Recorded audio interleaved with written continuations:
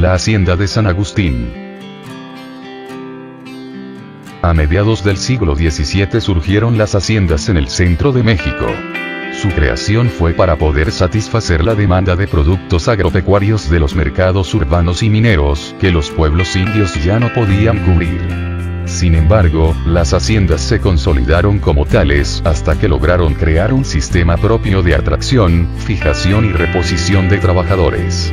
Este sistema era conocido como peonaje por deudas. Con esto se pudieron tener trabajadores permanentes y se redujo la dependencia de la mano de obra proveniente de los pueblos, aunque eventualmente era necesario contar con ella. Las haciendas buscaban tener el mayor autoabasto posible, buscaban vender lo máximo y comprar lo mínimo por vía monetaria. La intención no solo era recuperarse de la escasez que caracterizó a los siglos XVII, XVIII y XIX, sino valorizar los excedentes producidos en condiciones muy distintas. Las haciendas se especializaron en ciertas producciones para el mercado. En el centro de México hubo tres tipos de haciendas: las cerealeras, las pulqueras y las azucareras. El fenómeno de especialización de las haciendas tuvo mayor auge a finales del siglo XVIII y principios del siglo XIX. Hubo una gran cantidad de haciendas y muchas diferencias entre ellas, pero operaban de una manera similar. En las haciendas se realizaban una gran variedad de actividades económicas, entre las que destacan las agrícolas, las pecuarias, las extractivas y las manufactureras, que contenían sus instalaciones y edificios permanentes, y se fundaban en el peonaje por deudas para el desempeño de sus funciones. Las tierras de las haciendas solían dividirse en tres sectores. El primero era el sector de explotación directa, constituido por las mejores tierras, aquellas que eran húmedas o que podían ser irrigadas, que estaban mejor ubicadas y comunicadas o bien, contaban con los mejores suelos. La administración de la finca era quien explotaba este sector mediante el peonaje endeudado y el peonaje libre. Este sector se dividía a su vez en dos áreas. Una de ellas era destinada a la producción para el mercado y la otra a la producción para el autoabasto. El segundo sector era el de explotación indirecta y estaba formado por las tierras pobres o carentes de infraestructura. Estas se cedían en arrendamiento, a parcería o clonato a campesinos que no tenían tierras suficientes o carecían de ellas.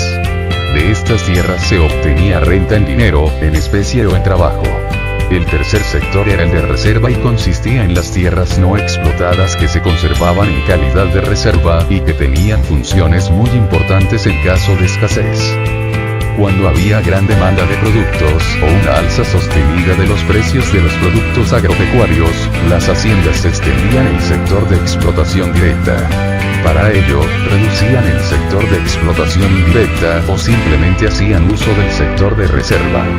Por el contrario, cuando no había mucha demanda o los precios de los productores eran bajos, se contraía el sector de explotación directa y se ampliaba el de explotación indirecta o el de reserva. Con lo anterior, las haciendas podían hacer frente a las fluctuaciones del mercado. En casos de auge, las haciendas ampliaban su extensión territorial, ya fuera legal o ilegalmente, para tener una relación óptima entre los tres sectores o bien, simplemente adquirir más mano de obra eventual. En nuestra región florecieron 4 haciendas muy importantes: la Hacienda de la Luz, la Hacienda de San Pedro, la Hacienda de San Andrés y la Hacienda de San Agustín. Cada una de ellas perteneció a diferentes familias españolas. La Hacienda de San Agustín estuvo ubicada en donde hoy se encuentra el Panteón. Inicialmente fue propiedad de un personaje español de nombre Luis Estrada, quien trabajó la hacienda durante años y la heredó a sus hijos, quienes la vendieron al señor Praxedis Portillo. Después de un tiempo, la hacienda fue vendida a una familia de apellido Pérez. María Guadalupe Pérez, hija de los dueños, contrajo matrimonio con el entonces mayordomo de la hacienda, Macedonio Villagrana. El movimiento de la Revolución Mexicana hizo que los dueños de la hacienda huyeran de la región y la hacienda pasó a ser propiedad del señor Villagrana y su esposa. Este matrimonio procreó 2 hijas, quienes heredaron la hacienda. A partir de 1930, después de haber sufrido los estragos de una de las luchas más injustas que ha habido en México, la revolución de los cristeros, Tlaxcala empieza su enorme desarrollo en todos los ámbitos. Primeramente, pasaría de Hacienda de Tlaxcala a Hacienda de San Agustín de Tlaxcala, y como alguien la quiso nombrar, 1926, a simplemente Tlaxcala. Luego, ya ubicada en el lugar actual, desaparecieron los jacales de zacate para darle paso a las casas de adobe, que gracias a la visión de Marcos Huerta, se edificaron bajo una planeación urbana.